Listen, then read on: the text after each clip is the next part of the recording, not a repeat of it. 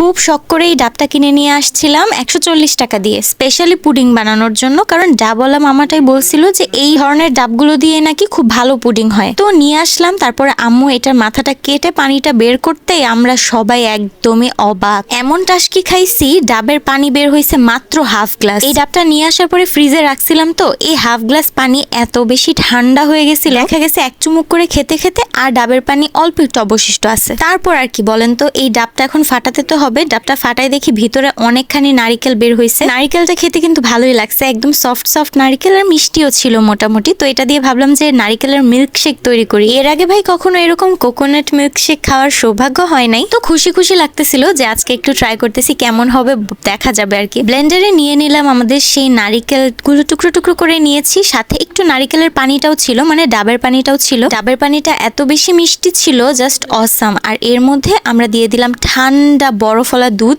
আর সাথে 2 চামচের মতো গুঁড়া দুধ দিলেই কিন্তু হবে। এর মধ্যে পরিমাণ মতো চিনিও দিয়েছিলাম। আমার মধ্যে তো আর কিছু এক্সট্রা দেওয়ার দরকার নাই, নারিকেলগুলো এখন ব্লেন্ড হলেই বাঁচি বাবা। কারণ আমরা আজকে জুসের জারটাতে বানাই নাই, এটাতে আমরা আদা রসুন ব্লেন্ড করে আর এর মধ্যে আমরা আজকে মিল্কশেক বানাচ্ছি। যদিও খুব সুন্দর করে ধুয়ে নিছিলাম। আমাদের পুরো ডাবটার 4 ভাগের 1 ভাগের নারিকেল কিন্তু এই মিল্কশেকে দেওয়া লেগেছে, আর বাকি নারিকেলগুলো দিয়ে আমরা ঠিক করেছি সেমাই রান্না করব। সেমাইয়ের মধ্যে এরকম সফট নারিকেলটা আমার কিন্তু দারুণ মজা লাগে। সে যাই হোক, আমরা এখন মিল্কশেকেই থাকি। আমাদের মিল্কশেকটা অনেকক্ষণ যাবত ব্লেন্ড করার পরেও নারিকেলটা পুরোপুরি মিশ হয় না, কেন এমন হইলো আল্লাহই জানে। তারপরে 2টা গ্লাসে খুব সুন্দর করে বেশি করে বরফ দিয়ে নিলাম, আর ওই যে দেখেন মিল্কশেকটা ঢালতেছি, ভিতরে দানা দানা আমাদের নারিকেলগুলো দেখা যাচ্ছে। এমন পচা গরমে এত সুন্দর একটা মিল্কশেক যদি দেয়া হয় আপনাকে, তাহলে কি আপনি ফিরিয়ে দিবেন? একদমই না। আমি তো ছোট্ট গ্লাসটা নিয়ে একদম গটগট করে খেয়ে ফেললাম। ভালোই লাগছে কিন্তু কোকোনাট মিল্কশেকটা, এই প্রথম ট্রাই করেছিলাম, তাও একদম ঠেকায় পরে ট্রাই করা হয়েছে। যদি ডাবের পানিগুলো একটু বেশি থাকতো তাহলে এখন ডাবের পুডিং খাইতাম। বাট যাকে আফসোস করে আর কি হবে বলেন,